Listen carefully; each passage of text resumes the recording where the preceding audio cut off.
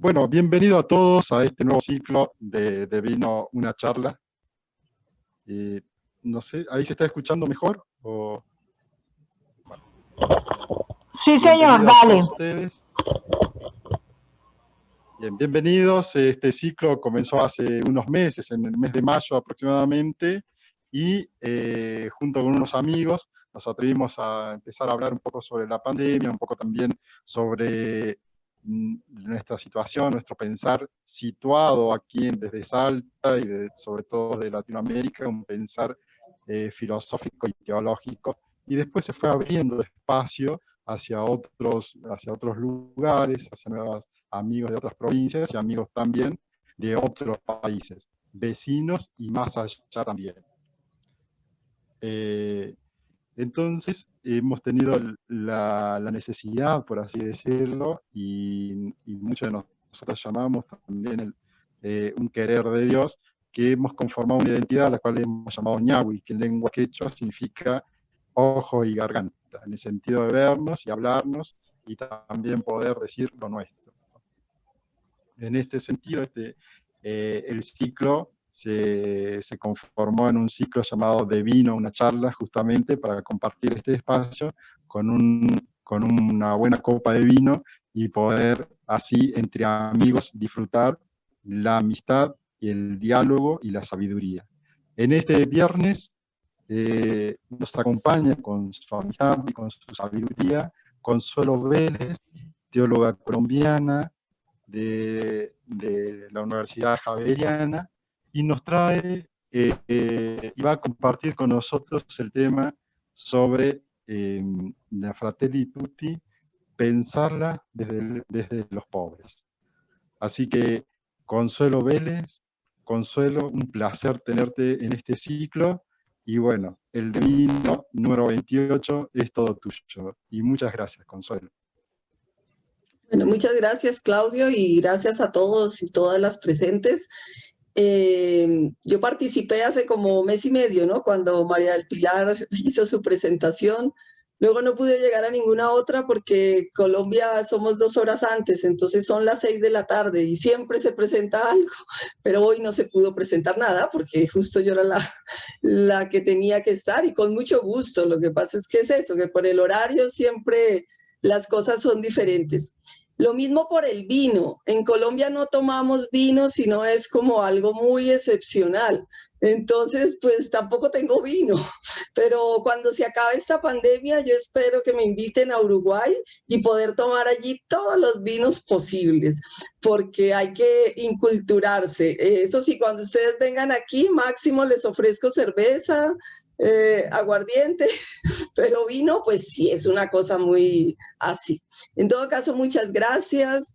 Y hoy, pues, la conversación que me pidieron que tuviéramos es sobre la encíclica del Papa, la última encíclica, Fratelli Tutti. Lógicamente, este tema, pues, es mucho más, digámosle, eclesial, de fe. Yo sé que este espacio es mucho más abierto, que no solamente son cosas teológicas de las que hablan, sino que también aprovechan otras disciplinas y todo esto. Pero yo creo que precisamente esta encíclica, aunque esté en el contexto pues del Papa Francisco, por supuesto, de la Iglesia, y lógicamente forma parte de la doctrina social de la Iglesia, pero tanto la temática como la manera como el Papa la plantea, creo que es una encíclica que por lo menos él pretende que llegue a todas las personas. Pues dentro de la Iglesia nosotros expresamos a todas las personas de buena voluntad, que realmente se pueda establecer este diálogo con toda la gente, y que entonces la temática salga de los muros intraeclesiales y pueda realmente afectar, ser significativa para más allá de las fronteras eclesiales. Creo que esta ha sido una característica de este papado, lo que le ha traído luces y sombras, ¿no? Luces de cara a que hay gente de fuera que, claro, este lenguaje ha sido mucho más comprensible y habla de cosas que a la gente le interesan, y a veces sombras dentro de la misma iglesia, en el sentido de que hay personas que se quedan como escandalizadas, pero cómo no habla más de Dios o cómo no habla más de las cosas de iglesia, de la doctrina, etcétera.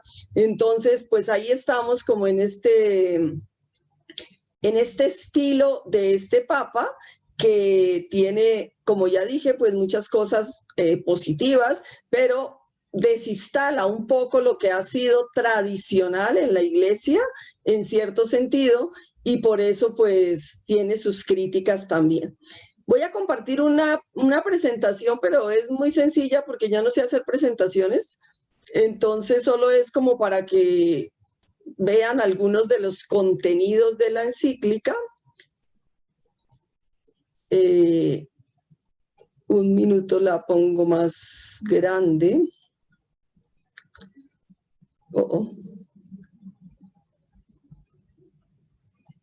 Sí la están viendo, ¿verdad?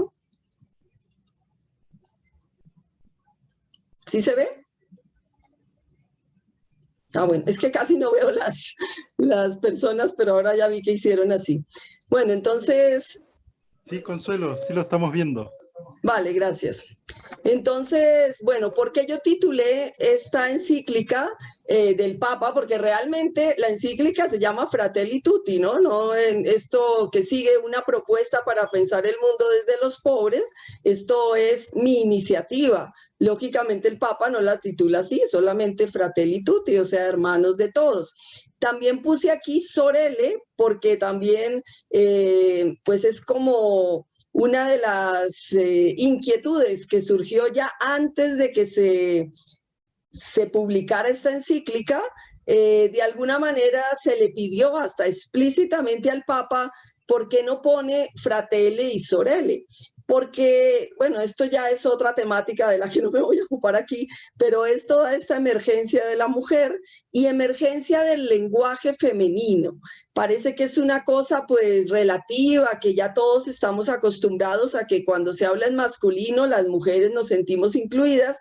Esa ha sido la tradición. Sin embargo, cada vez más eso se va quebrando, como tantas otras realidades de nuestro mundo, porque vamos teniendo como una sensibilidad nueva. Entonces, de cara a la emergencia de la mujer en la sociedad y en la iglesia, uno de los vehículos para ayudar a esa emergencia es también acostumbrarnos a un lenguaje femenino. Entonces, explícitamente al Papa se le pidió por qué no colocaba así. Él dijo que no, que porque esas eran las palabras de San Francisco de Asís y que pues hermanos, entendía que era hermanos y hermanas. Pero bueno, eso hay que seguir empujándolo por esto que digo, de la importancia del lenguaje femenino. Realmente, ¿por qué una propuesta para pensar el mundo desde los pobres? Por lo menos para mí personalmente, uno nunca lee un documento ni hace un comentario neutro. Uno siempre tiene una perspectiva, un punto de vista, un lugar desde el que habla y un lugar desde el que comprende e interpreta las cosas. Lógicamente yo no soy intérprete del Papa y entonces yo no puedo garantizar 100% que ese sea su punto de vista. Pero creo que estoy cerca de pensar que sí. ¿Y por qué? Pues él mismo lo dice, se inspira en San Francisco de Asís, el poverello de Asís, el pobre, Francisco de Asís se reconoce de esa manera. Supimos que desde el inicio del pontificado, Francisco dice, quiero una iglesia pobre y para los pobres, eso lo repite en el Evangelio Gaudium, y en esta exhortación, que tuvo también mucha trascendencia por un lenguaje distinto, un lenguaje más sencillo para que toda la gente lo entienda.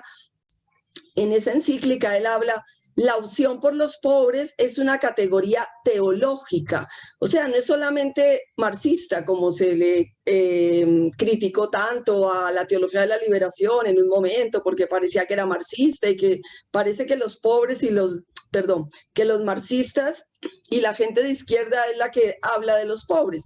El Papa remarca en esa exhortación y en tantos otros momentos la categoría pobres, antes que todo lo otro que podamos encontrar, es una categoría profundamente evangélica, profundamente teológica.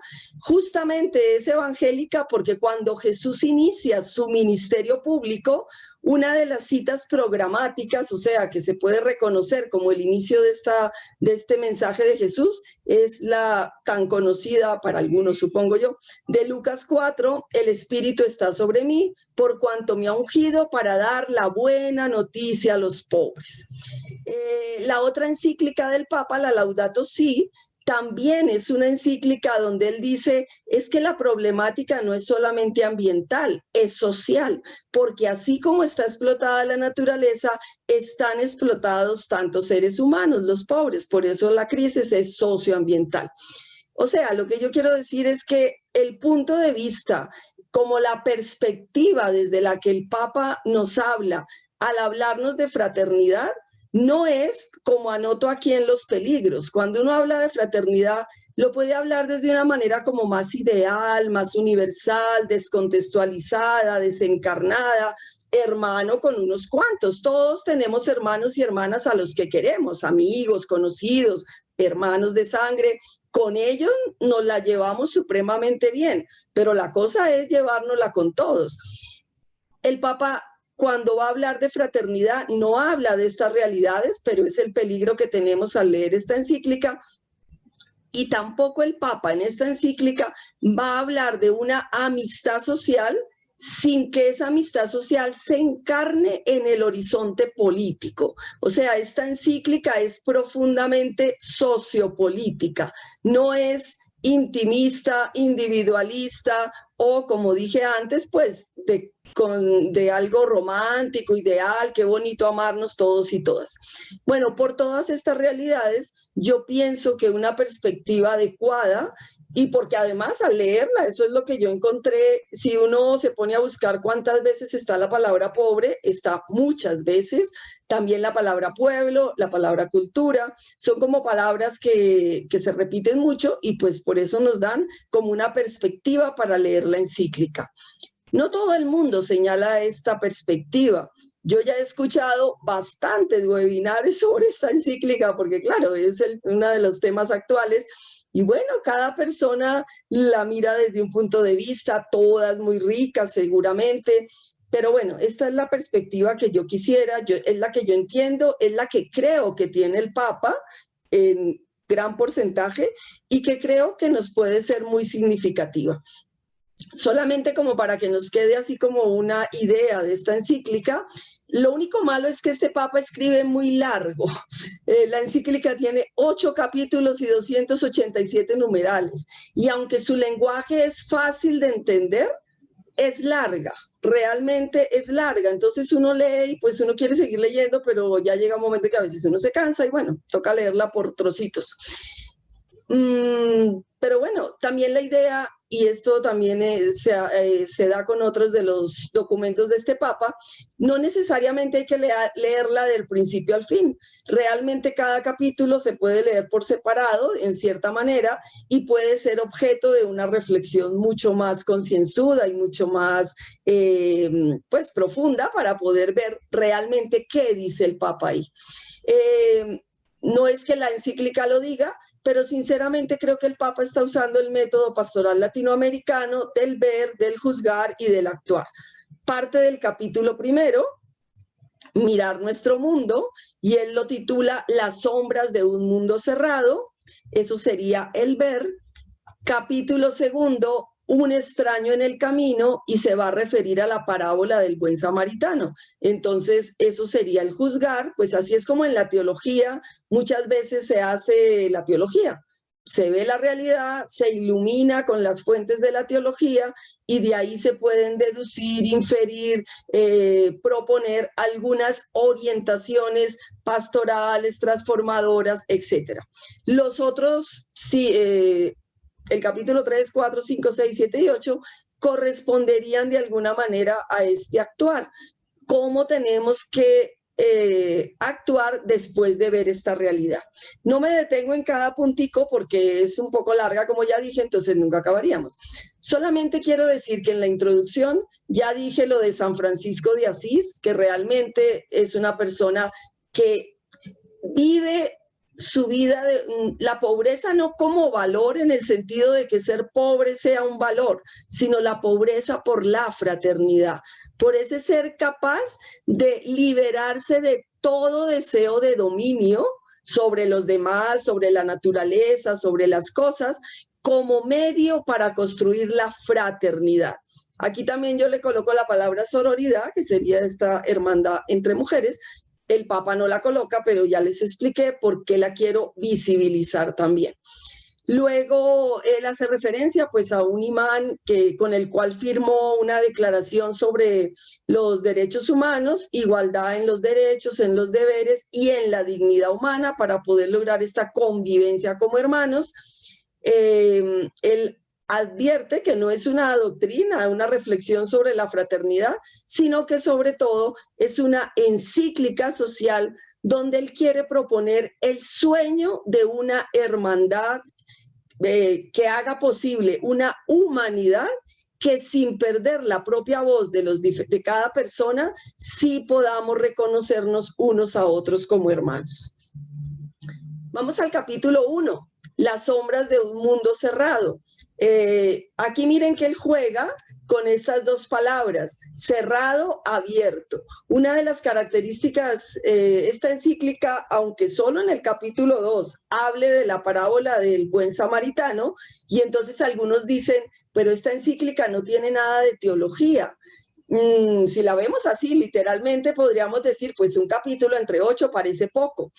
Pero es que es otra manera de hacer teología, es este método pastoral latinoamericano que acabé de nombrar, pero también detrás, en el fundamento, tiene un presupuesto eclesiológico. Otra de las frases con las que él ha trabajado mucho desde el inicio de su pontificado es: quiero una iglesia en salida, una iglesia abierta, una iglesia misericordiosa. Entonces aquí pues podríamos inferir como este juego que él hace, precisamente porque hay sombras que hacen este mundo oscuro, cerrado, como que no logra responder a todos los desafíos, la iglesia debe dar este paso urgente a ser una iglesia en salida, una iglesia misericordiosa, una iglesia que se para frente a los caídos del camino, que va a ser la parábola del buen samaritano. Bueno, aquí podríamos decir muchas cosas de este mundo, de estas sombras del mundo cerrado. Solo quiero remarcar cómo el Papa empieza por la economía y las finanzas, luego por la colonización cultural, luego por la polarización que no permite el diálogo y por una realidad que pues la estamos viviendo, el descarte de tantos seres humanos de diferentes maneras. O sea, realmente creo que esta encíclica está hablando de lo que pasa hoy, no está hablando de cosas del pasado, está hablando de nuestra realidad. Y creo que este es el valor más fuerte, porque es capaz de ver con los ojos de la fe el mundo en el que vivimos hoy. Otras realidades, sí habla de las mujeres excluidas, maltratadas, sometidas a tantas clases de violencia, tantas formas de esclavitudes que hoy tenemos, tantas persecuciones por motivos raciales y religiosos, obsesión por el propio bienestar y esta economía que reduce todo a los costos humanos. ¿Qué es lo que estamos viviendo en la pandemia, ¿no? Esa dialéctica entre economía y salvar la vida. Lógicamente, sin economía no se salva la vida, pero la vida es antes que la economía. ¿Y cómo hacemos que la economía esté al servicio de la vida? En fin, pero ante esa dialéctica, pues de alguna forma siempre ahí está la opción. ¿Qué es lo que prima? ¿Y a partir de qué es que vamos a organizar el mundo? Sí, todas las cosas son importantes, pero ¿qué ponemos de primeras en el centro para organizar la realidad? Y bueno, nuestros gobernantes, cada uno ha optado por una cosa, ponen una, ponen otra, a veces mejor, a veces peor, pero el desafío que siempre tenemos es cómo llegar a esta tensión dialéctica, pero donde el ser humano y la vida del ser humano sea lo primero. Luego nos habla de los medios de comunicación, ya todos sabemos las falsas, las mentiras, las falsedades que los medios de comunicación últimamente proponen como verdades y nos las creemos y bueno, ya sabemos las consecuencias. Ahora, el Papa acaba mirando esta realidad con estos ojos de la fe. A pesar de que este mundo esté en sombras, Dios sigue derramando en la humanidad semillas de bien. Y la esperanza es esta actitud fundamental, arraigada en lo profundo del ser humano, que no deja de creer en un futuro mejor. Pues esto es una realidad. Esto ni siquiera, yo acabé de decir con ojos de fe, pero yo pienso que hasta sin ojos de fe, la esperanza es este dinamismo humano tan fuerte que nos hace levantarnos de cada situación. Hoy en Colombia estamos conmemorando, recordando con tristeza que hubo una erupción de un volcán en una ciudad llamada Armero, y este volcán pues mató, o sea, arrasó con la ciudad y pues hubo unos 35.000 muertos. Imagínense, eso es una tragedia, una cosa espantosa, más muertos que los que vamos teniendo con el coronavirus. La esperanza ha hecho posible el reconstruir las cosas, el seguir adelante, o sea, hay una esperanza humana que a pesar de situaciones tan difíciles sigue en nuestro corazón, seamos creyentes o no. Pero bueno, mirado desde la fe, aquí viene el capítulo 2, la parábola del buen samaritano. Creo que pues todos la conocemos. Sin embargo, lo que yo quiero hacer énfasis es que aquí el Papa no se refiere a la parábola del buen samaritano desde la parte individualista. O sea, yo me detengo en el camino a ayudar a alguien. Sí, mucha gente se levanta y hace eso y ayuda. Hay mucha capacidad de asistir al necesitado. Pero en la encíclica, el Papa lee esta parábola desde el horizonte político.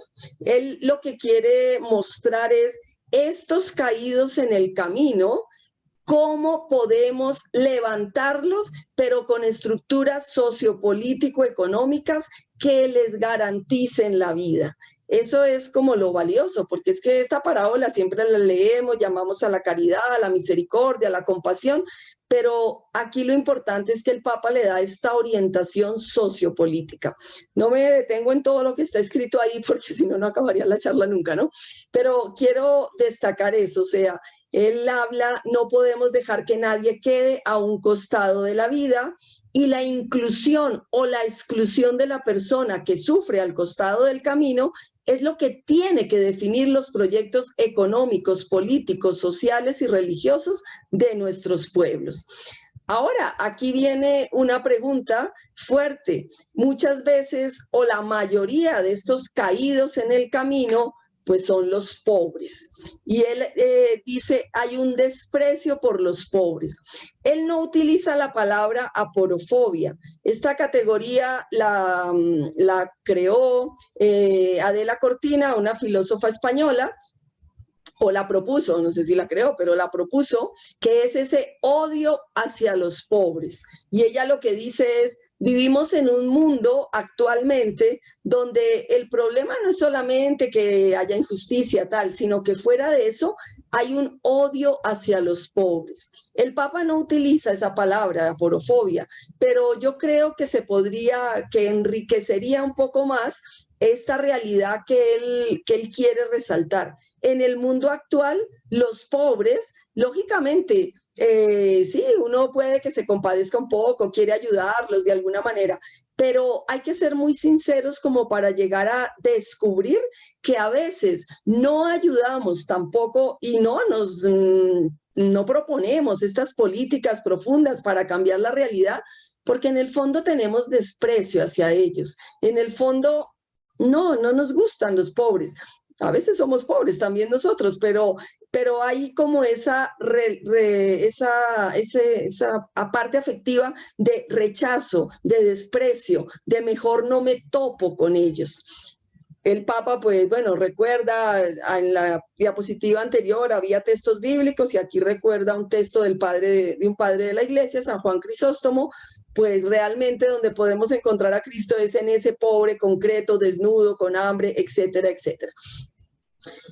Toda la parábola, no me voy a detener tampoco aquí porque esto son muchas letras, pero lo que quiero decir es que el Papa quiere que al ser capaces de detenernos frente a los caídos en el camino, nos demos cuenta de la necesidad que hay de constituirnos como pueblo. Esta es una palabra muy típica de él. O sea, si tú no te sientes pueblo con los demás, tú no te estás haciendo realmente cargo de la realidad y no vas a querer transformarla.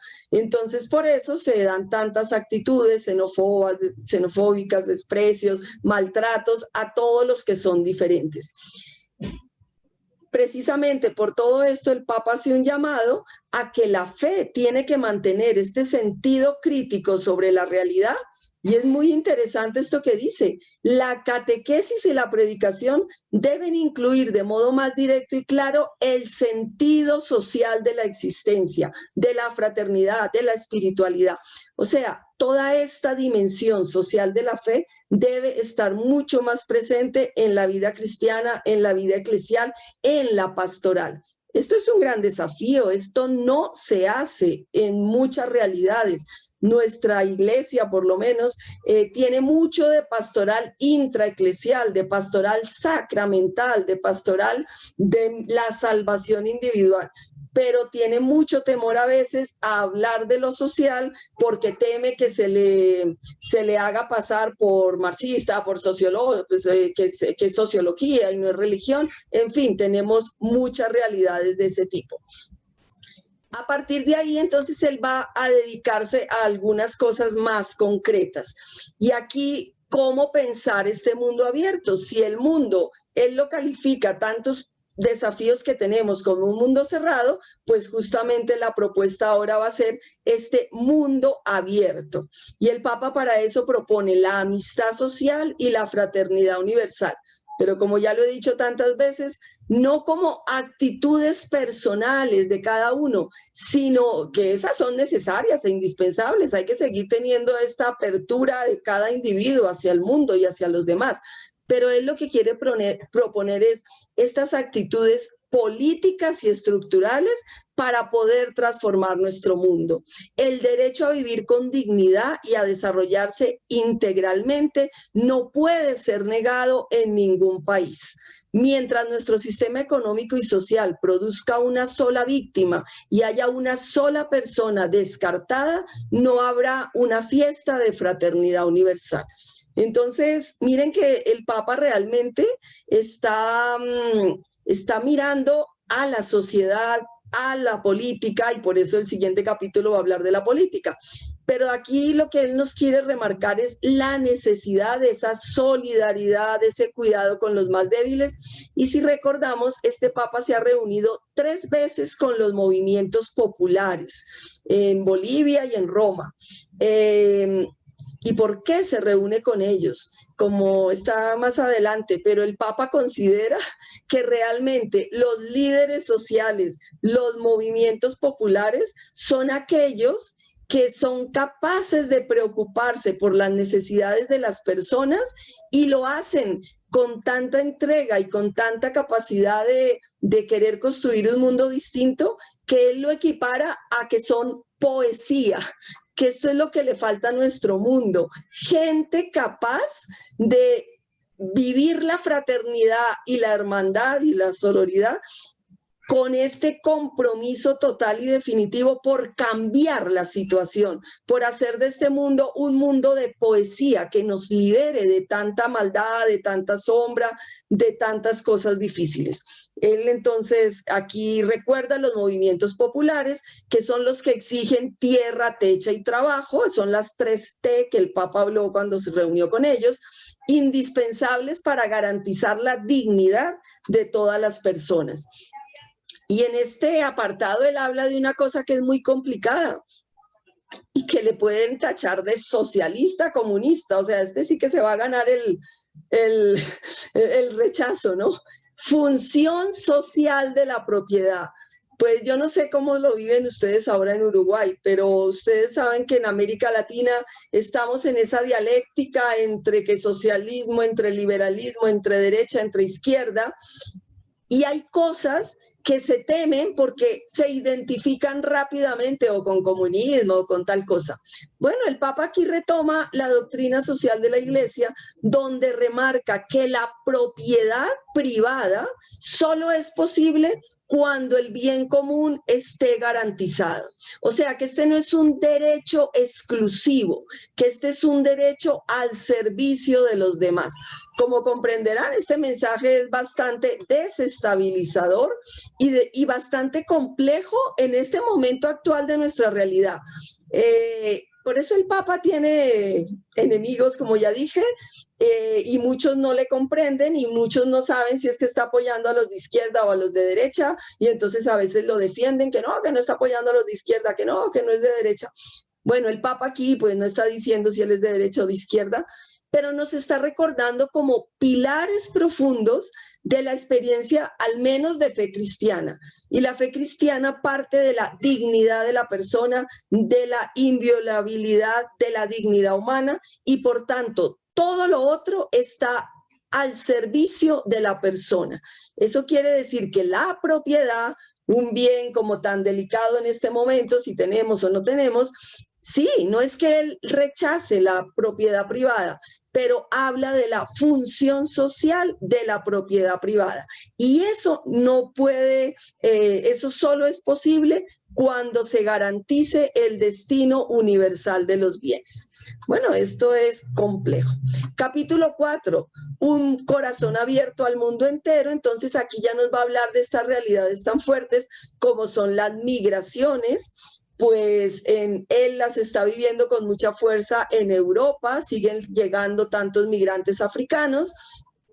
En nuestro continente siempre ha habido migraciones, en este momento les ha tocado a los venezolanos, porque otras veces nos tocó a los colombianos irnos a Venezuela, ahora son los venezolanos los que están pues por toda América Latina.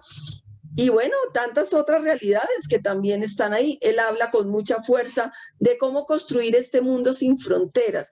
Ahora, el Papa, por eso esta encíclica es tan larga, porque es que él se pone a dar muchos detalles. Dice, los migrantes se les debe garantizar la salud, la vivienda, el que se les respete, el que se les arreglen los papeles, el que tal. Y luego dice, y los que ya llevan tiempo, que se les haga ciudadanos, que se les quite esa categoría discriminatoria de que son unas minorías a las que se les da algunas cositas. No, ellos tienen derecho a ser ciudadanos plenos cuando viven en otra realidad, pues cuando ya viven en otro país. Y luego, pues entonces habla de las bondades de ese mundo sin fronteras, que sería lo que nos enriquecería a todos. Habría ese fecundo intercambio, habría la gratuidad del que acoge, no siempre todo tiene que llevarme a que qué voy a sacar con estas personas aquí, y también a la tensión que siempre se tiene que mantener entre lo local y lo universal. Lo local nos hace ser nosotros, nos da la identidad, pero podemos quedarnos en una mezquindad si no tenemos la riqueza de lo universal, que es lo que nos hace enriquecernos con lo de los demás y poner en marcha la subsidiariedad, o nos hace pues poder ayudarnos entre todos para construir un mundo mejor. Aquí continúa aquí miren que también habla de una cosa que también en nuestro país, en nuestro continente latinoamericano es un conflicto en este momento. Cómo crear uniones regionales para ser capaces de enfrentarnos a los poderosos aquí, para no ser dependientes de los grandes poderes. Cómo unirnos los países pequeños y pobres para alcanzar acuerdos regionales que nos permitan hablar con los que tienen más, y no de tú a tú, y no convertirnos en marginales. Bueno, sabemos que UNASUR, no sé qué, ha tenido tantos líos, pero la idea sigue vigente. ¿Cómo hacer para que nuestros países, sobre todo unos más que otros, más pobres, más dependientes, podamos unir fuerzas para garantizar que los grandes tratados no nos coman. En este momento en nuestro país, por ejemplo, los campesinos están en una crisis total, los paperos, diferentes cosas, porque con ese libre comercio entran tantas cosas de fuera que los productos nacionales no tienen salida en el mercado. Y en este instante los pobres campesinos de la papa, que es el momento en que se produce la papa, están vendiendo la papa por donde puedan. Nadie se las compra porque hay demasiada papa importada cuando nuestro país tiene papa en cantidad. Pero claro, son estos libres tratados que nos hacen ser países dependientes que no podemos hablar de tú a tú. Me toca ir acabando porque el tiempo va pasando y esta encíclica, como ven, es larguita y lo ideal es que también pues ustedes pregunten, compartan, etcétera. Además, ustedes luego la pueden leer. Pero bueno, solo quiero decir cuál es la mejor política. Entonces aquí él habla de también estos términos tan actuales. Por eso a mí me parece que realmente el Papa en esta encíclica mira la realidad de hoy. No mira la de ayer ni mira la de otra que no existe. Él habla de las formas populistas y las formas liberales. Lógicamente, critica los populismos que son capaces de aprovecharse de las necesidades de la gente, critica las formas liberales que se basan en el individualismo de los sujetos, en la libre competencia, etcétera, pero él llama la atención profundamente a que si no somos pueblo y no valoramos lo popular, no podemos construir verdaderas democracias. O sea, para él el pueblo es sentirnos con la identidad de país, pero eso supone amar de verdad a todos, a los más pobres y a los ricos, pero todos unirnos para defender lo popular, o sea, lo que tiene más necesidad, construir el mundo desde los últimos, que todos tengan acceso a lo que merecen por su dignidad fundamental. Entonces, bueno, gente que conocía al Papa y ustedes que están más cerquita o que ustedes son de Argentina, pensándolo bien, lo que pasa es que como son del norte, como que creo, aquí estoy cometiendo un pecado, creo que Argentina es Buenos Aires, y no es verdad, son ustedes también, pero creo que ustedes que tienen algo en Argentina, se vive más esto del pueblo, de lo popular, todo lo del peronismo ha sido un poco así. Dicen, a mí no me consta porque ni entiendo bien la realidad de ustedes, que bueno, ahí el Papa muestra cómo en el fondo él no se sale de ese horizonte mucho más popular, mucho más del pueblo, y sigue viendo las bondades de eso para mantenerlo y para hacernos caer en cuenta. O sea, detrás de eso lo que él está diciendo, mientras ustedes no se sientan responsables de la suerte de su pueblo y no miren como a otros o no desprecien a los descartados de su pueblo, no será posible la transformación de su realidad, porque si ustedes solo se sitúan de un lado, pues no van a ver la complejidad de todo lo demás. Bueno, este capítulo es muy interesante, por eso hay que leerlo con más dedicación, porque yo aquí de pronto ni lo he explicado bien, para poder entender populismo, liberalismo, popular y pueblo. Pero él sigue remarcando cómo es de importante esto, que los pobres estén en el centro, porque sin ellos la democracia se atrofia, se convierte en un nominalismo, una formalidad, pierde representatividad, se va desencarnando porque deja fuera al pueblo en su lucha cotidiana por su dignidad, por la construcción de su destino. Y luego termina este capítulo diciendo: el siglo XXI es escenario de un debilitamiento de los estados nacionales, porque la dimensión económica financiera de características transnacionales es lo que tiende a predominar sobre la política. Creo que esta es una realidad muy clara que vivimos. Aquí quien manda, por lo menos en Colombia, son los grandes empresarios. La política es bastante de decoración, pero realmente a quien le hace caso el presidente de mi país y muchos congresistas es a los empresarios. Son ellos los que marcan si hay cuarentena o no, si hay tratado de libre comercio o no, si este es el precio o aquel. O sea, es verdad que las finanzas, lo económico, están ahogando la política. Por eso él insiste la necesidad de la política, el amor político, el amor efectivo, la caridad como amor político. Esto es bien interesante. O sea, la caridad no es el asistencialismo que hacemos, que él dice que hay que seguirlo haciendo, eso no se puede dejar de hacer porque la necesidad está ahí, pero él habla de esta caridad como amor político, o sea, que quiere construir estructuras que garanticen la vida de todos y todas. Me salto esta diapositiva porque sigue hablando de esto.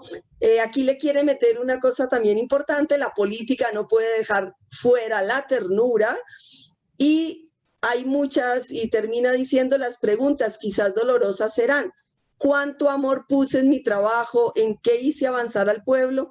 Esto es lo que él dice que los políticos deben preguntarse. No solamente si tuve muchos adeptos y me siguen, sino realmente cuánto trabajé por el bien común. Bueno, viendo todo esto, uno puede pensar que realmente el Papa es un soñador, nos invita a soñar, porque está lejos de ver un político que se haga estas preguntas y no esté preocupado por cuántos votantes tiene para la próxima reelección, que es lo que parece que es nuestra manera de hacer política, y los 4 años se le van en tener gente para que lo vuelva a elegir en los siguientes 4 años o los años que cada país tenga de ejercicio político. Pero bueno, el Papa propone esta política de esa manera. Capítulo 6, diálogo y amistad social, nos invita a este diálogo profundo, precisamente por esa sombra que decía al principio de las polarizaciones. La única realidad para poder salir de tantos conflictos es dialogando. Y ese diálogo es el que, pues, ¿cómo hay que hacerlo? Escucha sincera, viendo que en el otro hay algo de verdad. Y por supuesto, pues que la dignidad humana es lo fundamental y definitivo. Hay que hacer este pacto cultural donde de verdad se tiendan puentes y se pueda pensar en cómo salir adelante. Ya para concreta, en el capítulo 7, Caminos de Reencuentro, habla de la paz, habla de la amistad social, y miren que en La Paz esto casi está escrito como para la realidad colombiana. Nosotros vivimos esta tragedia de más de 50 años de conflicto armado. Hace 4 años se firmó un acuerdo de paz con uno de los grupos armados. Este acuerdo ha tenido muchos contradictores. Parece mentira. La paz, ¿quién no desearía la paz? Y sin embargo, muchos no desean la paz, porque es que la guerra es un negocio. Y el negocio, si es lo que está antes de la vida y de todo, eso es más atractivo que la paz. Ahora, y la paz supone sentarse a hablar con el otro, y la paz supone reconocer algo bueno en el otro, y la paz supone que haya verdad, y la paz supone que haya memoria histórica, o sea, que sepamos cómo fue que empezó eso para poder entender por qué hemos llegado aquí. Ahora, todo eso es muy doloroso y entonces la gente prefiere pues no hablar de eso. Y aquí lo vivimos así. De todas maneras, el Papa sigue insistiendo: el camino para vencer tantas realidades solamente puede ser este diálogo, este encuentro sincero, y la manera de intentar romper tantas divisiones que hay en razón del sexo, en razón socioeconómica, de la etnia, de la religión, de la ideología política.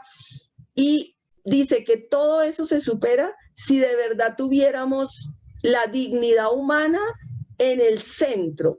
Y si la tenemos en el centro, pues hay cosas a las que le tenemos que dar un no rotundo: a la pena de muerte, a la guerra, cosas que en el pasado la misma Iglesia Católica hasta admitió que había una guerra justa, o que tal vez la pena de muerte en algunos casos se justifica. El Papa aquí es muy radical y dice: esto no se puede seguir tolerando. Las religiones al servicio de la fraternidad en el mundo, pues termina con este capítulo, tal vez con esta conciencia de que en verdad hoy en día no solamente hay ideologías políticas, también hay ideologías religiosas. Y la pregunta es: ¿cómo es posible que desde la fe tantas personas elijan sistemas económicos, políticos, culturales, económicos contrarios a la dignidad humana, a la fraternidad, a la solidaridad? Así pasa realmente. Personas desde la fe optan por proyectos que van en contra de lo básico desde la experiencia de fe. Entonces, él quiere remarcar la urgencia de que toda religión tiene que ser para promover la vida, ninguna religión puede promover la violencia, y si hay algo que está en deuda es poder tener este testimonio de unidad de todas las religiones. ¿Cómo podemos hablar de unidad si las mismas religiones no son capaces de tender puentes para construir un mundo mejor? Por eso ninguna religión puede promover la intolerancia, la guerra, ni los sentimientos de odio. En fin, la encíclica termina otra vez haciendo referencia a Carlos de Foucault, o sea, a otra persona, a este beato, creo, ya no sé si es santo, pero que también es un comprometido con los pobres, que se fue al desierto a vivir precisamente con hermanos de otra religión, musulmanes, despojándose de todo, lo mismo que nos dijo de San Francisco al inicio, pero vuelve a identificarse con un personaje así, capaz de hacerse hermano de todos. Y luego dice que también se inspira pues en otras personas que todos conocemos, un Gandhi, un Martin Luther King, un Desmond Tutu, que son personas realmente que han trabajado por la paz. Bueno, con todo esto yo solo quisiera acabar con estas reflexiones. A mí sinceramente me parece que esta encíclica es clara, profética, contundente, provocativa, de una reflexión de fe sobre la situación actual. Me parece que sigue la lógica del Evangelio, empezar por los últimos. Es una lógica absurda para la lógica de la competitividad, de la utilidad, de la tecnología, de la eficacia, pero esta es la lógica del Evangelio. Es lo que lleva a que a Jesús lo maten, lo crucifiquen, porque anuncia una cosa que realmente se necesita, un cambio tan fuerte para poder creer que otro mundo es posible, otra lógica es posible, otra manera de vernos y de pensar el mundo es posible. Creo que esta encíclica es de verdad una palabra profética. Ahora, lo que yo me pregunto es si la gente la va a leer y va a sacar como toda este profetismo que tiene, o la leemos así como rápido y nos quedamos en el romanticismo de una fraternidad universal. Por algunos webinars que yo he escuchado, me parece que se queda en lo romántico de la fraternidad. Me parece que menos se dedican a ver lo incisivo de esta dimensión de la fe. En el segundo punto escribo, asume los temas álgidos de la política, de la cultura, de la economía, del diálogo intercultural e interreligioso, de la memoria histórica, de la paz, de la pena de muerte, de los nacionalismos, de la cultura del descarte. En otras palabras, es una fe encarnada, comprometida, con dimensión social. A mí me parece que podría complementarse como con especificando más los rostros de los pobres, porque esto nos haría más conscientes de si realmente a según qué rostros sí soy capaz de amar. Porque es que, bueno, algunos pobres sí los amamos, pero otros rostros, el Papa no habla, por ejemplo, de la diversidad sexual. En la encíclica, pues es una deuda que queda pendiente, pero bueno, creo que si ponemos ese rostro, podemos aplicar lo mismo que él dice a esta realidad, que es un tema también tan álgido en este momento, y sin embargo que sufren también tanta exclusión y tanta discriminación.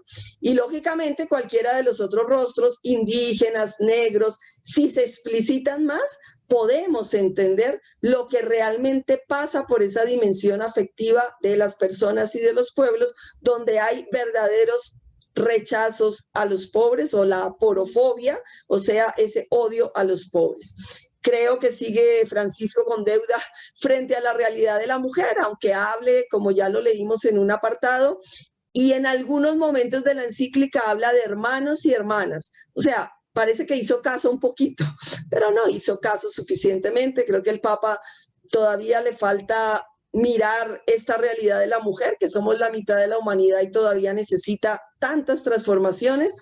Y bueno, yo solo creo que todos nos podemos hacer pues estos interrogantes, ¿no? ¿Quién es mi prójimo? ¿Qué personaje de la parábola soy? ¿Cómo vivo la dimensión social de la fe? Y algo que pues estaba en alguna de las diapositivas que pasé, pero el Papa al hablar de esta dimensión política y social de la fe, él dice, esto no es que esté alejado de la hondura espiritual de la vida cristiana. O sea, hay que cultivar la espiritualidad para poder tener esta mirada o esta espiritualidad, como llaman algunos autores actuales, de ojos abiertos, de encarnación en la realidad social. Entonces creo que también es válida esta pregunta. ¿Qué hondura espiritual refleja mi compromiso cristiano? Bueno, pues esto es lo que yo quería traer para compartir. Muchas gracias por la escucha y ojalá que este documento tenga la suficiente recepción en los cristianos, en primera instancia, en todas las personas de buena voluntad, porque creo que verdaderamente habla de muchas cosas muy importantes que nos ayudarían a afrontar este presente. Pero el desafío es que haya esta recepción de este documento, porque en la iglesia hay muchos documentos, pero no hay una recepción. Y mientras no haya una recepción, lo escrito se queda en el escrito.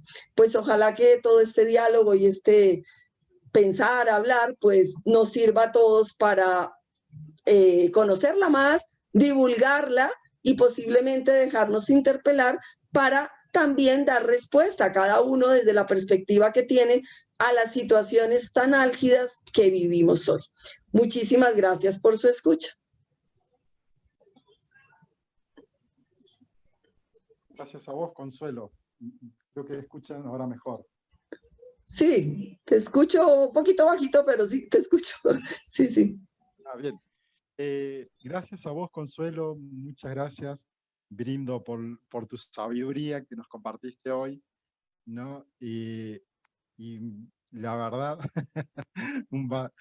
con una botella de agua.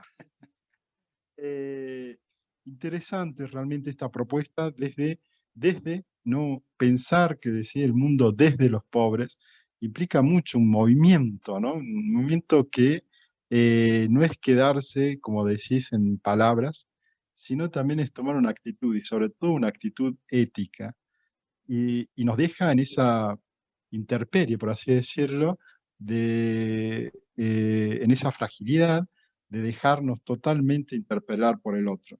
Sin esa interpelación, me parece que no está la caridad, ni tampoco la fe se puede expresar de esa manera política y social.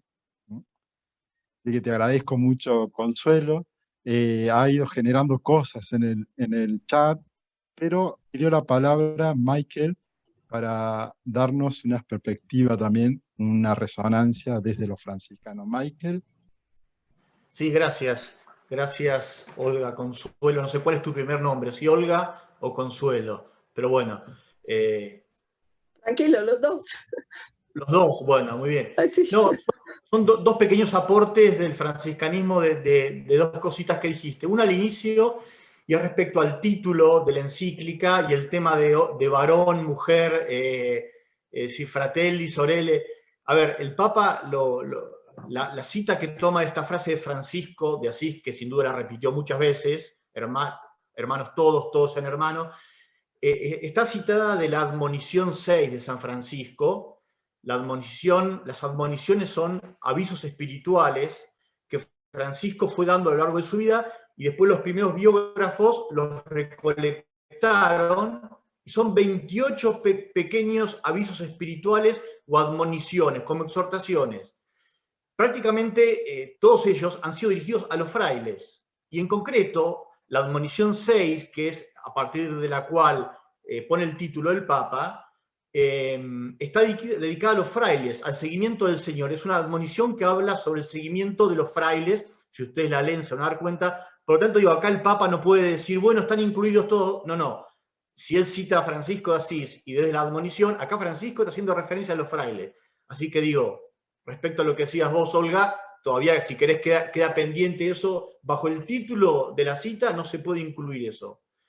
Les comento a pie de página también que si van a los textos que tenemos nosotros de San Francisco de Asís, los escritos que más conocen, los que se venden, son una publicación de la ABAC, que en la admonición 6 no aparece la frase hermanos todos, que en realidad Fratelli Tutti, está en el original italiano, pero yo porque cuando vi la cita, empecé a leer la encíclica, fui a mis escritos de la BAC y no está eso. Dice hermano, perdón, habla directamente del tema de la invitación, pero no está la exhortación, hermanos todos. Así que digo, se van a llevar un chasco. En la edición italiana, que también la tengo, sí, ahí está. Digo, eso por una parte. Y lo segundo, me parece interesante la relación que hacías vos entre fraternidad y pobreza. Yo creo que, sobre todo quienes no son muy cercanos y no tienen por qué serlos, al carisma franciscano, han concebido la figura de Francisco, porque muchas veces así se ha predicado, con el tema de la pobreza entendida muy desde el punto de vista de la austeridad, de la penitencia, y como que fuera lo más importante de Francisco el tema de la pobreza. Era tan pobre, que era más pobre que Jesús de Nazaret materialmente. Y yo creo que hay que entenderla en la línea que señalabas vos, y que es la línea que desarrolla Leonardo Boff, sobre todo en Ternura y Vigor, que la pobreza para Francisco nunca fue un fin, y no puede serlo para nadie. Leonardo Boff dice, Francisco fue radicalmente pobre para ser verdaderamente hermano y profundamente libre. A mí me encanta esto, porque te cambia la perspectiva, digo, de la figura de Francisco, de la exégesis que hacemos de su historia, y después en lo que nos interpela a nosotros. Francisco fue radicalmente pobre, pero para ser profundamente hermano y verdaderamente libre, porque tenía esta concepción, yo creo que muy acertada, y mucho antes que Marx, que la propiedad privada, las propiedades, y no solo las cosas materiales, los libros, sino las actitudes, etcétera, etcétera, ponen distancia entre yo y el otro. O sea, la no pobreza, la riqueza en el sentido de apropiación, pone distancia, hace de hiato para las relaciones fraternas. Por eso digo, me parece muy interesante como planteaste al inicio el tema de pensar la cuestión de la pobreza en relación con la fraternidad y viceversa. Eso era simplemente, gracias. Muchas gracias a ti por los aportes. Gracias, Michael. Bueno, está abierto también, pueden levantar la manito, pedir por el chat la participación, alguna resonancia, alguna pregunta.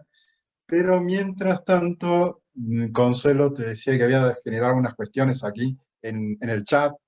Tenemos, por ejemplo, Mariano te pregunta si podés compartir el Power, ¿no?, con nosotros.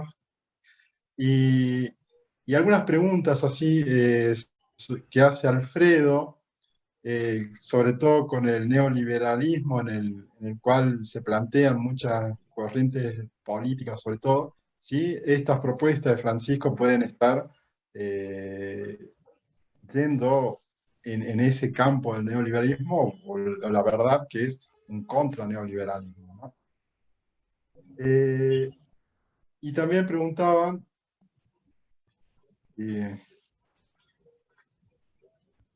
también sobre la cuestión de esto de la vida, defender la vida en la cuestión del aborto, ¿sí? En la encíclica se está jugando también el Papa en las cuestiones del aborto. Te lo dejo así como pregunta, Consuelo. Bueno, lo del Power, sí, claro, te lo mando y tú pues se los puede compartir a los demás. Pues así no es para que se ahorren el tiempo de leer la encíclica, ¿no? Pero ahí hay un resumen porque está el numerito de cada.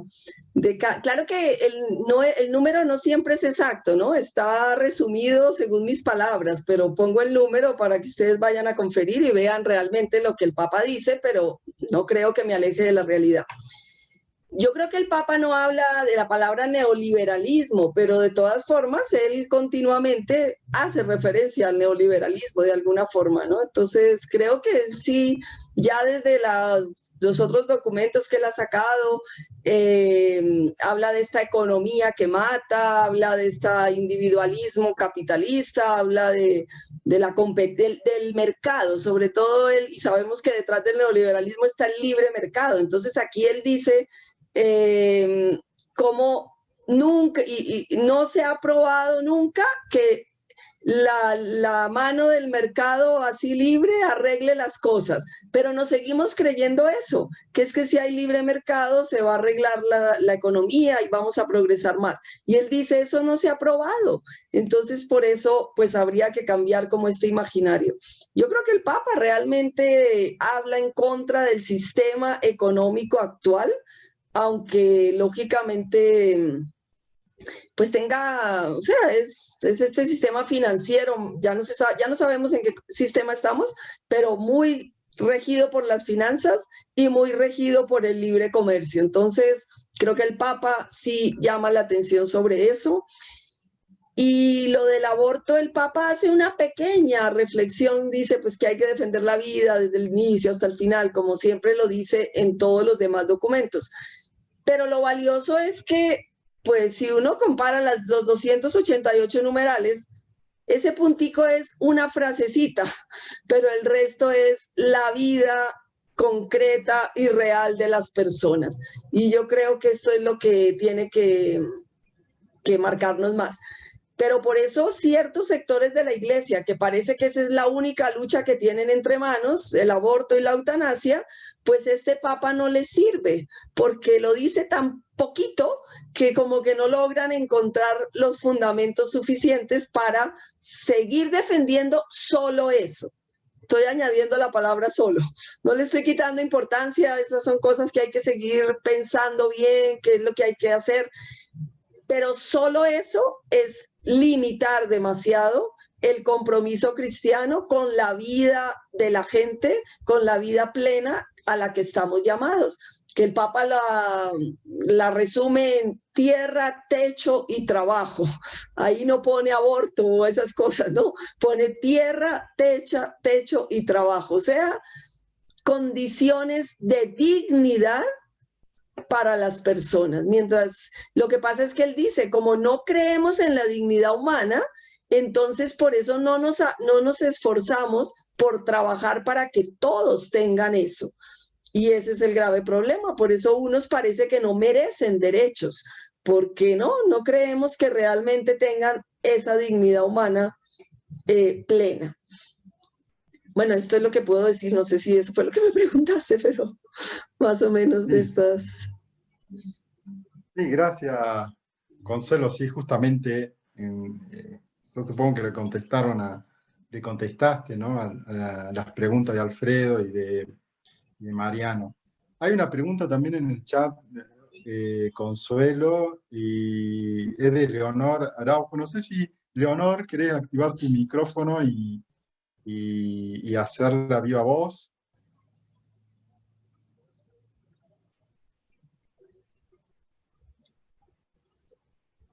Todavía no. Activale vos, Claudio. No Ahí. es una pregunta, es que realmente pienso que, bueno, como tú decías, en algún momento el Papa sí está bastante lejos de la realidad, porque si pensamos en lo que está pasando en nuestro continente, en nuestro país, pues los pobres la verdad no son tomados en cuenta para nada, y mucho menos para pensar o hacer la política o la economía. Creo que no, que hace muchos años, varios años, en el Banco Mundial se tomó una decisión un poco extravagante, que era que el 40% de la población mundial tenía que desaparecer porque era pobre. Y eso lo que hace es dañar la economía mundial. Me acuerdo mucho de eso, nunca se me olvida porque yo era bastante joven cuando esa reunión en el Banco Mundial sucedió, y creo que es lo que está pasando ahora. Entonces me parece que es como un invitarnos realmente a un cambio total del corazón, ¿no? Y bueno, yo rezo para que eso sea posible en nuestros políticos, porque realmente ellos son los que tienen el poder. Entonces, sí, encuentro como una gran diferencia entre la realidad y la perspectiva maravillosa y estimulante que presenta el Papa, pero lo veo bien lejano. Sí, que se ponga en práctica es bien lejano, y mira que él hace una frase que dice, la política tiene que hacerse con los pobres, no para los pobres. Y eso es bien diferente. Pero es que hay que creer en el pueblo. Es que aquí hay una cosa, yo no sé, yo no lo tengo muy bien reflexionado, ¿no? Pero con eso de la palabra populismo, creemos que a veces el pueblo todo es como ignorante y se deja engañar y que vota por tal persona porque es ignorante y porque se confundió. Yo creo que hay que escuchar por qué vota por ellos. Pues hay algo más. O sea, o el pueblo es tan ignorante que siempre está buscando que es que le den algo. O realmente ellos se identifican tal vez con ese líder. Ahora hablo concretamente de Bolivia. Todos ya sabemos lo que ha pasado, no sé, supongo que hay gente que está en contra, a favor, no lo sé, pero a mí me impresiona cómo el pueblo indígena se identifica con líderes indígenas y solo por eso a mí me parece valioso. Lógicamente pueden tener muchas cosas negativas como tienen tantos otros políticos nuestros, pero es que el hecho de que llegue al poder un indígena, eso le hace creer a los indígenas, le sube su dignidad. Y a mí eso me parece súper importante. Mientras eso no se dé, los indígenas siguen siendo los marginados de nuestra realidad. Y sin embargo he escuchado muchas críticas, no, es que todos se dejan comprar. Pues yo no sé si todos esos que recibieron a Evo, que fueron multitudes, todos se dejan comprar. Yo no sé, yo creo que también hay que escuchar al pueblo, sentir con el pueblo, entender su lógica y creer que también tienen algo de verdad. A mí eso me parece, pues no vivo en Bolivia, estoy un poco lejos, pero bueno, lo digo por los nuestros, ¿no? Yo no creo que la gente que vote por, que siempre, eso que decíamos, que es que les dan cualquier cosa para que les compran el voto. No, no todos, no siempre. Y creo que hay muchos discursos que también luego sí les han favorecido. Yo no sé, es una realidad ambigua, difícil de entender, no más que ambigua. Pero yo creo que amar a los pobres es muy difícil, definitivamente. Y hacerse pueblo y sentir con el pueblo y meterse en las luchas del pueblo, eso es muy difícil. Estar sentado aquí con todas las comodidades, eso es una maravilla. Pero salir a la marcha para pedir agua, para pedir condiciones de trabajo, para pedir justicia en tantas cosas, eso es muy difícil. Entonces, bueno, yo creo que a mí por lo menos el Papa me interpela y mi fe me interpela en ese sentido, que todavía tengo demasiado que aprender del pueblo, de esto que el Papa llama pueblo. Yo necesito amar también más a la gente más sencilla, para no creer que son bobos y que no saben nada de política. Creo que sí saben. También se dejan engañar como nosotros, pero creo que hay un sentir que valdría la pena entender mejor. Pero bueno, es mi opinión, es muy limitada, lógicamente. Gracias, Consuelo. Había pedido la palabra Enrique, después Lee, Janet, después Lee y Octavio. Enrique. Es una moto. Bueno, buenas noches. Muchísimas gracias, Consuelo, por lo que has dicho. A mí lo que en estas cuestiones que vos justamente ponés como los interrogantes que quedan abiertos o que no están resueltos un poco por el Papa, se me plantea esta cuestión, ¿no? Es cierto que más allá de ser un líder religioso, Francisco como persona maneja muy bien la cuestión de lo político y lo social. Ese relacionamiento entre lo político lo manejaba muy bien acá en Argentina, así que eso digamos que es parte de su forma también de vida o de actuar. Y pensándolo desde ahí, muchas de estas cuestiones por ahí que quedan abiertas o que no tienen una profundidad, mi pregunta parte desde acá. ¿No tendrá mucho que ver justamente eso, como dejar puertas abiertas para que otros que vengan posterior a él, digo, porque no se puede cambiar, no sé, 16, 17 siglos de estructura eclesial de un día para el otro.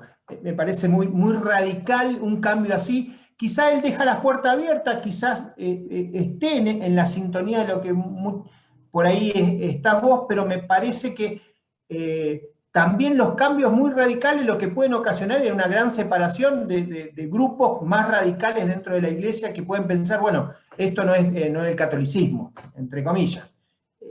Aunque él va al evangelio, no va al catolicismo. Desde ya, muchas gracias.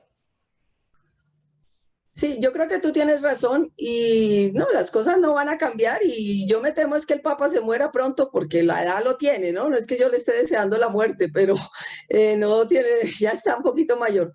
Entonces, seguramente veremos otra ala de nuevo para atrás, porque así es la historia humana, ¿no? 2 pasos para adelante y 1 para atrás o al revés.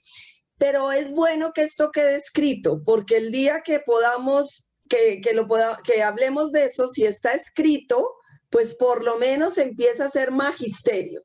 Acogido, no, pero es magisterio. Entonces, por lo menos nos queda de dónde agarrarnos para manifestar, oiga, esto lo dijo el magisterio pontificio en esta época. Y entonces va haciendo algo de mella. Pero sin lugar a dudas, todavía falta demasiado para que algo de esto entre en la conciencia de la jerarquía, pero también de los cristianos de a pie. Uno quisiera que los cristianos de a pie, por decir algo, estuvieran más abiertos y yo siento que a veces están más cerrados. En cambio, la gente de fuera que no se dice cristiana, todo le parece una maravilla, pero los que estamos dentro hay un rechazo bastante grande. Ahora, es normal, venimos de unos papados que dieron una orientación, nos marcaron de una manera. Ojalá que pues ahora este papado nos ayude a dar un pequeñito, abrir alguna puerta, como tú bien decías, y se pueda respirar alguito diferente. Pero quién sabe, confiemos que el Espíritu Santo al que siga, le siga mandando a abrir puertas y que no cierre, pero quién sabe con qué nos encontraremos. Por lo pronto vivamos este presente y aprovechémoslo. Gracias, Consuelo. Había levantado la mano Janet, después Lee. Así, Janet, si puedes activar. Sí, hola, hola, buenas tardes con todas, con todos. Gracias, Consuelo. Yo más que una pregunta tengo inquietudes, ¿no? O sea, yo soy peruana y ahora estamos en una situación muy seria y como yo ponía en el chat, a las personas que han asumido, diríamos, porque nosotros no reconocemos al presidente ni al gobierno, por lo menos un buen grupo y por eso estamos en las calles, son de la ala conservadora política y eclesial, ultraderecha, ultraconservadora, ¿no? Que nos hemos encontrado de un día para otro con esta realidad, ¿no? Y llevamos 4 días en las calles, etc. Y se nos plantea definitivamente lo que el Papa nos decía en eso de lo político, ¿no? O sea, de un día para otro los sueños se nos rompen a pedazos. Los derechos humanos tenemos interpretaciones, pero ya no son suficientemente universales, ¿no? Comienzan ellos a querer manipular todo esto y empezó lo que en los años 90 ya nosotros habíamos dejado, que era lo que el Papa habla de una agresividad sin pudor, impune en el tema de lo político, ¿no? Entonces, nos encontramos yo creo que a repensar cómo vamos a hacer eso que el Papa habla de diálogo y amistad social articulado a la cuestión política, ¿no? O sea, esto de la decencia de la política, a la mejor política, porque lo que estamos encontrando ahora es que en aras de la Iglesia, pues ellos están haciendo la mejor política que creen, ¿no? Y inclusive, solo decir, por ejemplo, el otro día el arzobispo, el día 9 que empezó todo esto, el arzobispo de Lima, que tiene una postura bastante clara, cada vez mejor, diríamos, de una actuación de la Iglesia, se manifiesta públicamente al Congreso diciendo que por favor reviertan la decisión. Y en esto el presidente actual del Consejo de Ministros le dice, bueno, pues usted ocúpese de las cosas de iglesia, ¿no? Como cura que es, ¿no?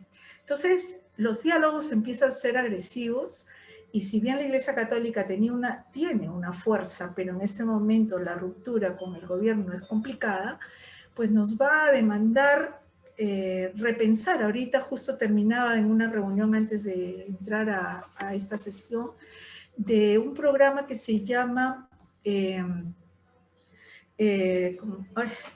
se me olvidó, Resucita Perú Ahora, que era un programa que realmente audaz de la Iglesia Católica, de articular con el Estado para frente a la pandemia y frente a las distintas pandemias, que no solo sería salud, sino la corrupción, sobre todo en el país, que tenemos en toda América Latina, pero en el Perú especialmente, que habíamos empezado la lucha anticorrupción. Se nos viene abajo, no la parte del día a día, sino estas articulaciones a otro nivel. Y lo que más era un comentario que una pregunta, porque creo que es un desafío para todos, para el pueblo de Dios, todo este tema ahorita para ganarse al pueblo, si es que dura este gobierno, porque pensamos que caerá, porque lo que hemos visto en las calles no se ha visto en los últimos 20 años. Entonces, serían medidas populistas que afectarían definitivamente a la iglesia, que alejaría, pero que la gente sí sabe, y entonces ahí quisiera apoyarlo de Consuelo. Todas estas personas están diciendo de que es una manipulación de los jóvenes, de los pobres y de toda la gente por los partidos políticos no representados en el gobierno. Y esto no es verdad. La gente en las calles y en todos los lugares no está manipulada por los políticos en este momento. Los chicos jóvenes han salido porque realmente creen que esto es distinto, y la gente pobre también, ¿no? Entonces, solo para terminar ese comentario, pero creo que es el desafío para la Iglesia Católica y las iglesias y todo ciudadano de buena voluntad que está queriendo vivir de otra manera en el país, ¿no? Entonces, esta encíclica nos ayuda a no romantizar, a quitarle el romanticismo. Creo que es realmente política y socialmente aplicable, ¿no? Gracias.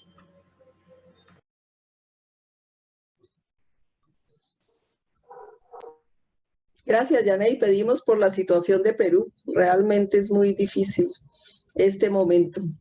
Pero quiero hacer, antes de entrar aquí, vi algo del cardenal Barreto, que le pide al gobierno que, o sea, que no están haciendo lo correcto.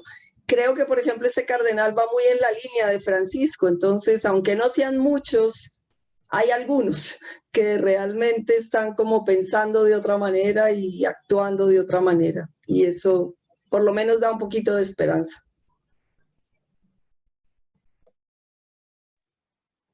Gracias, Consuelo. Gracias, Janet, por tu participación.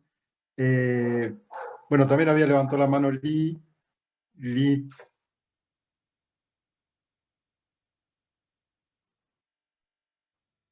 No se escucha, Lee.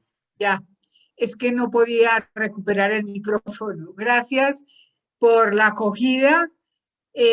Consuelo me anunciaba que iba a tener el conversatorio y inmediatamente me pegué. Gracias por la acogida y por este espacio tan rico. Escuchando, me acuerdo de Hannah Arendt, quien dice cuando decíamos, bueno, ¿por dónde va la economía, la política? Ciertamente que estamos en un totalitarismo económico, donde la autoridad es la economía y el mercantilismo del ser humano y de su producto. Por lo tanto, es un totalitarismo que se ejerce a través de la política. Entonces, el problema es que, un poco cogiendo lo que acaba de decir Janet, usted vaya a la iglesia y nosotros aquí. esos totalitarismos no dejan ejercer la libertad a ningún grupo. Entonces, así estamos, en una pugna. Pero también, ¿qué pasa con los grupos que somos el pueblo? Pues que somos pueblo, pero como masa. La tragedia de la masa es que es solitaria e incomunicada. Entonces vamos, cada uno, como masa, incomunicado y solitario. Ahí perdemos fuerza para ejercer los derechos y la libertad. Entonces se hablaba de los indígenas. Es que esa es la genialidad de los indígenas, que tienen rigurosa disciplina en sus cabildos, en sus jerarquías, en sus relaciones, donde la gente no es masa, en la mayoría, sino que son como vasos comunicantes y son capaces de hacer propuestas fuertes y radicales dentro de las sociedades. Y un poco, bueno, ya lo de Janet, los jóvenes están recuperando esa capacidad de ser vasos comunicantes. Entonces siempre decimos, bueno, ¿y el pueblo qué dice? El pueblo no va a decir nada como masa, porque no se ha comunicado y está solo, cada uno. Mientras que los grupos que son capaces de no dejarse manipular por el populismo, son capaces de proponer con fuerza unas alternativas capaces de cambio frente al totalitarismo. Sí que hay explicaciones ahí en lo de Francisco, que yo veo muchos visos de Bauman, de la sociedad líquida, en el análisis que hace de la realidad, y en estos análisis de comunidad. ¿Por qué insiste tanto en comunidad? Y alcanza a decir, creo que en la Laudato Si, no es suma de individualidades, sino que es llegar a consensos. Entonces, esa diferencia de comunidad, de definir, sí que está muy presente y es lo que nos hace la jugada para no entender a veces por qué estos reaccionan así y estos sí reaccionan así. Bueno, gracias.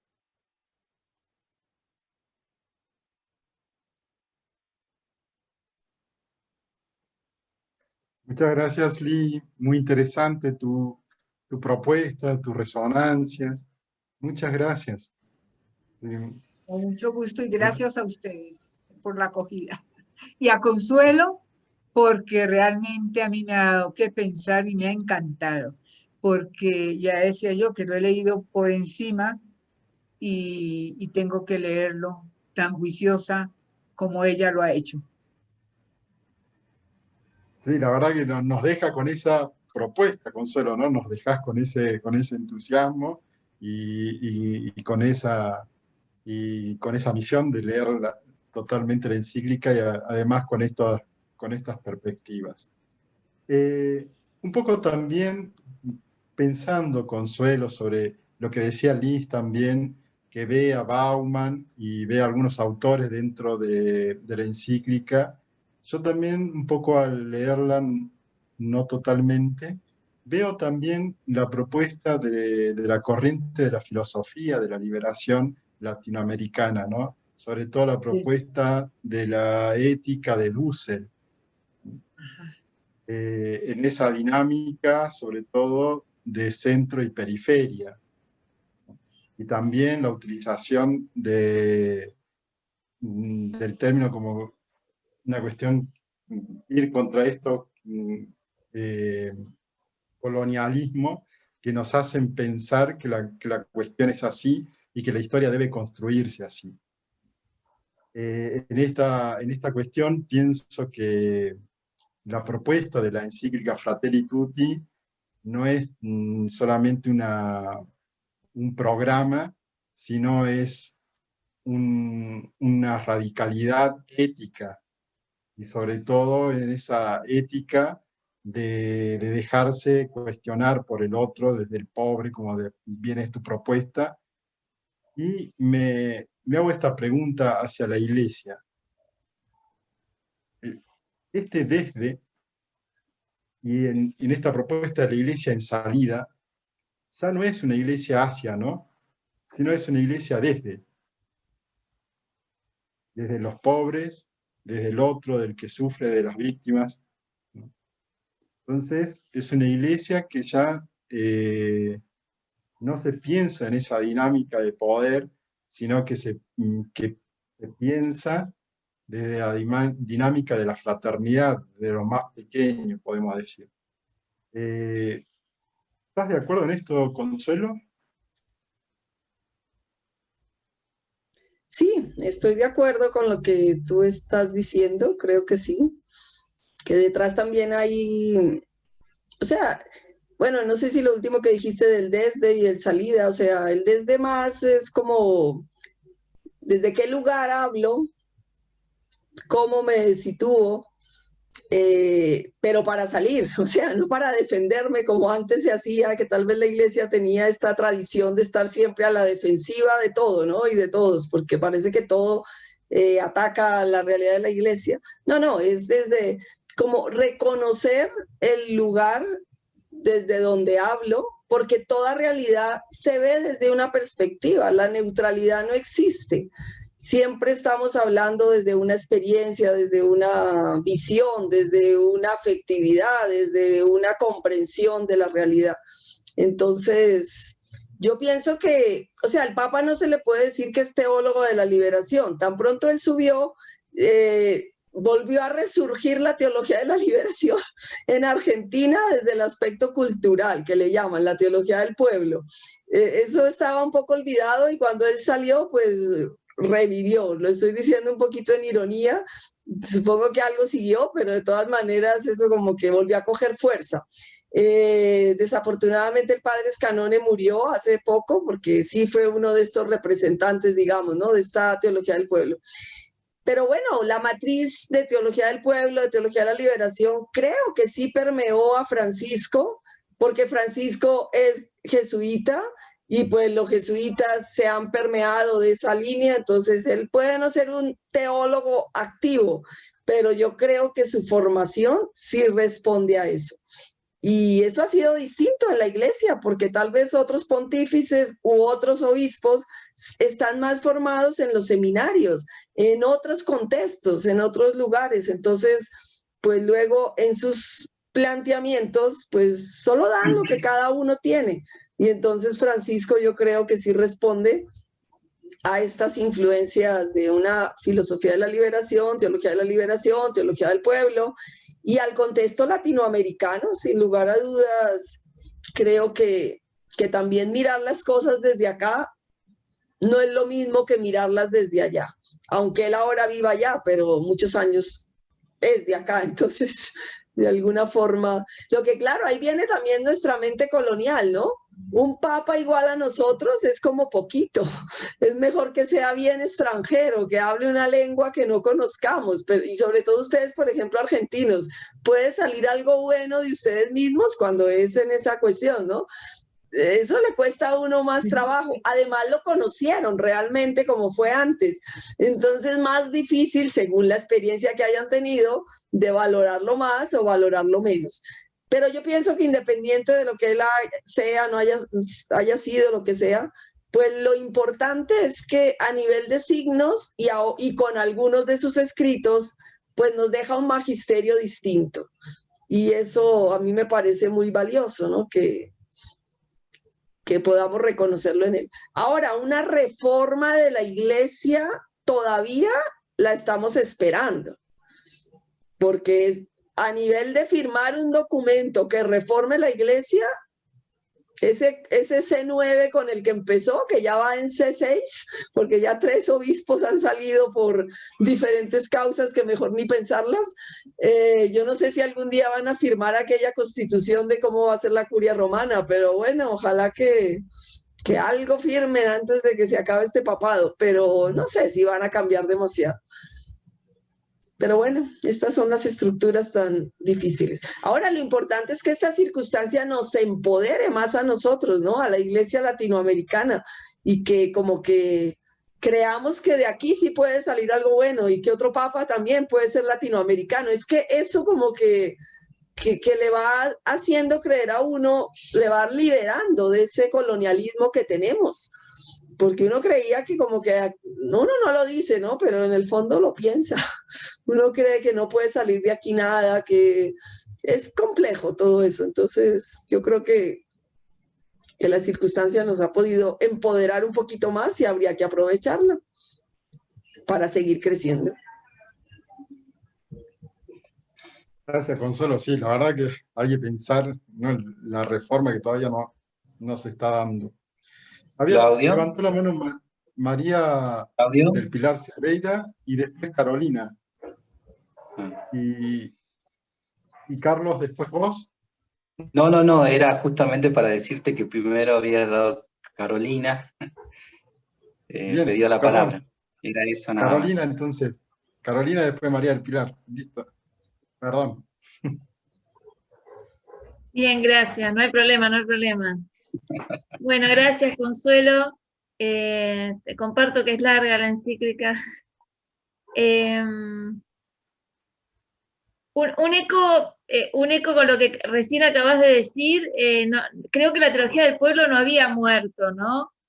Ni se había debilitado, solo que al resto de América parece que ahora le interesa un poco más, pero como que yo no, estando en Argentina, no veo que estuviera oculta. Sí sobrevivía bajo otros papados, ¿no? Como otras teologías también, institucionalmente. No, yo me preguntaba también, ahondando en tu pregunta sobre la posibilidad de que se concrete, que es como un gran interrogante siempre, ¿no? Las mediaciones para que se haga real la transformación. Sí, más allá de compartir en lo personal, comparto el enfoque general, comparto mucho del texto de Fratelli Tutti. Si no adolece, si no le falta un poco, es decir, si no hay una gran pregunta de ¿a quién le habla? ¿A quién le habla Francisco en cada eje, en cada parte? ¿Quiénes son los interlocutores? Pienso porque en el sentido de que para que interpele, también tiene que tener como distintos interlocutores a los que particulariza la provocación, ¿no? En ese sentido venimos de hace poco de haber retomado bastante Medellín, y en eso es como un ícono Medellín, ¿no? En cada tema cómo puede especificar el desafío para cada interlocutor. Entonces yo me pregunto en Fratelli Tutti a quién le está hablando en cada momento, y por lo tanto que como que deje sentada la conversión que se supone que los pasos o el dinamismo por el cual algo va a cambiar, ¿no? No sé cómo lo ves vos eso, pero por eso quería preguntar. Por eso es una pregunta, no es que no tengo la respuesta, ¿no? No lo tengo analizado. No, yo creo que tú tienes toda la razón con esa pregunta y es muy interesante. ¿A quién le habla?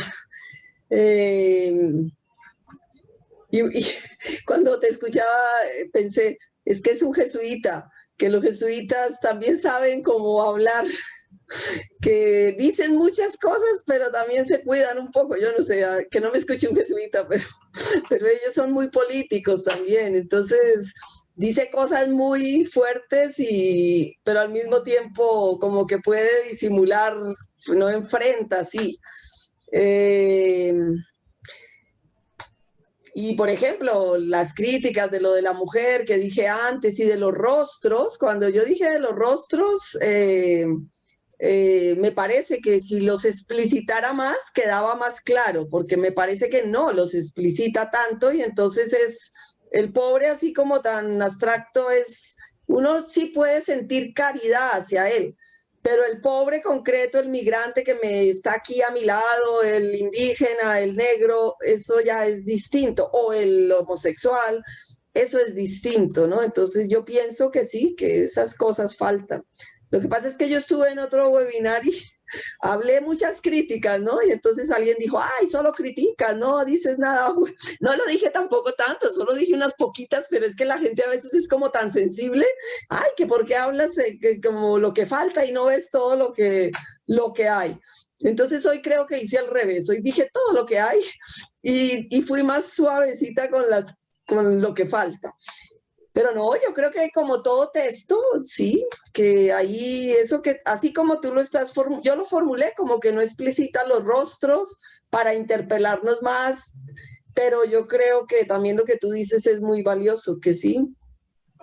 Y es lo que, por ejemplo, al no utilizar la palabra neoliberalismo en concreto, no la utiliza, entonces como que de alguna forma dice lo que es el neoliberalismo, pero no la utiliza. ¿Por qué? Bueno, eso es lo que, ahí que digo yo que es jesuita en el sentido que es político, que sabe decir las cosas como que sabe salir por la tangente, no sé. ¿Qué es lo que le pasa a este papa? Yo no es que lo ame totalmente porque me parece que no acaba de hacer reformas reales, que se le va a quedar en que él va a pasar como sus actos personales muy buenos, pero no se transforman en estructura, entonces eso me hace falta.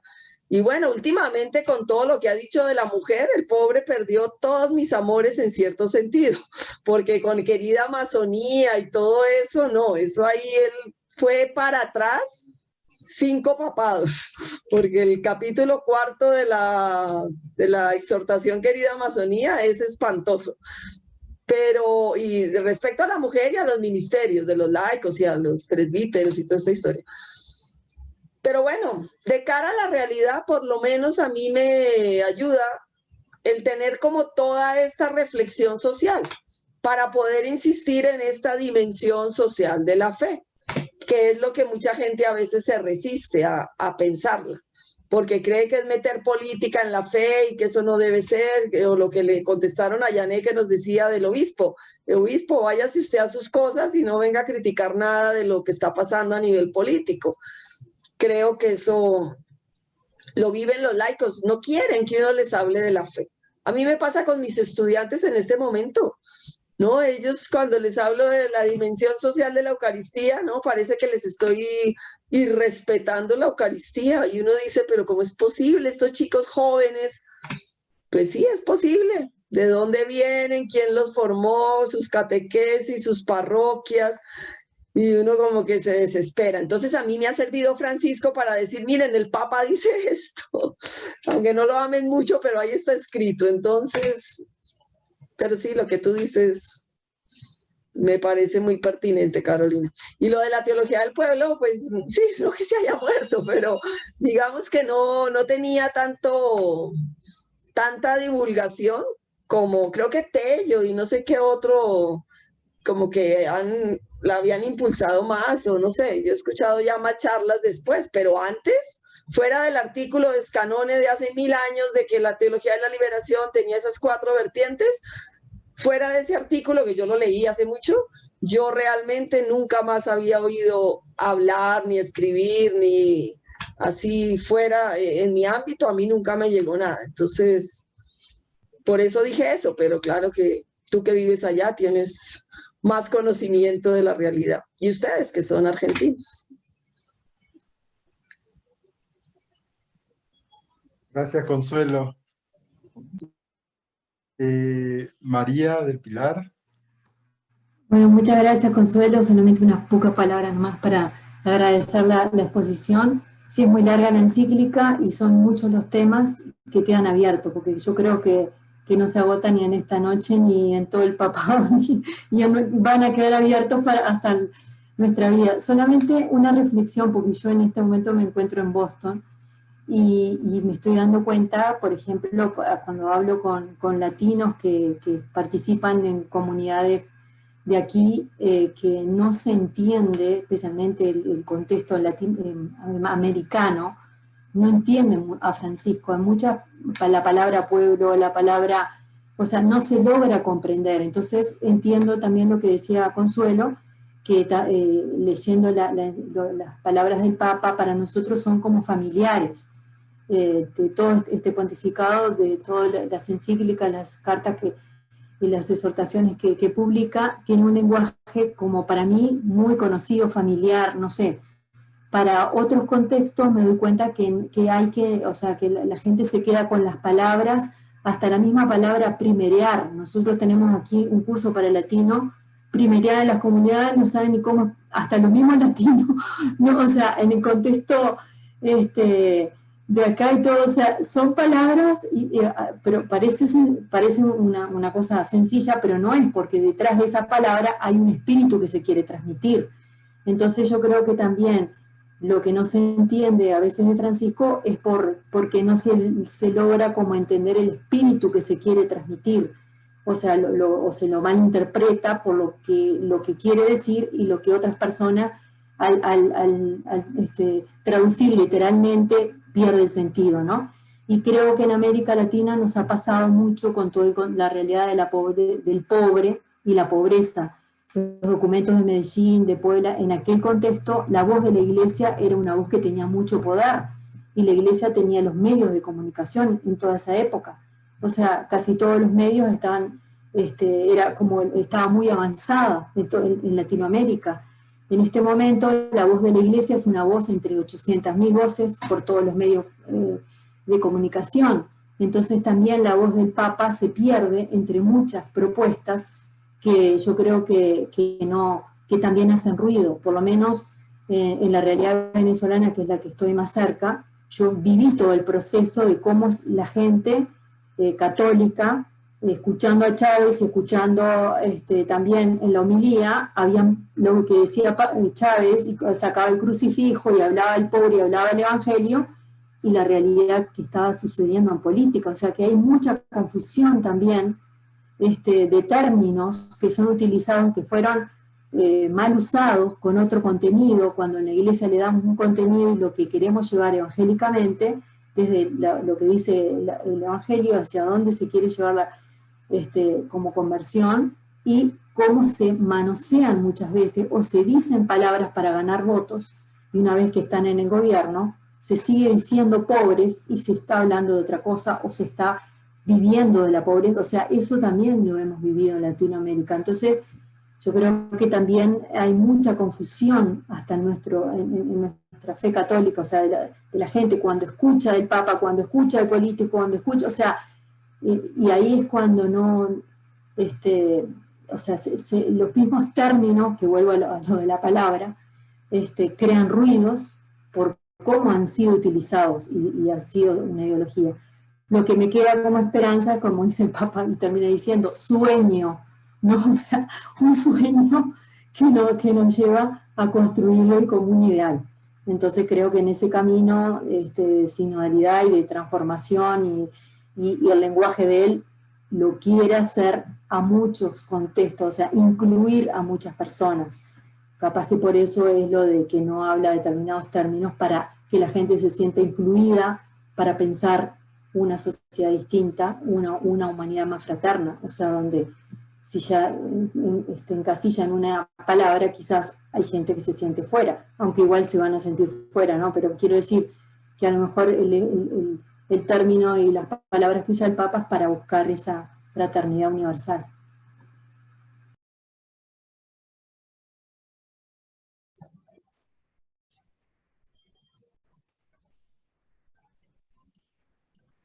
Muchas gracias, María del Pilar.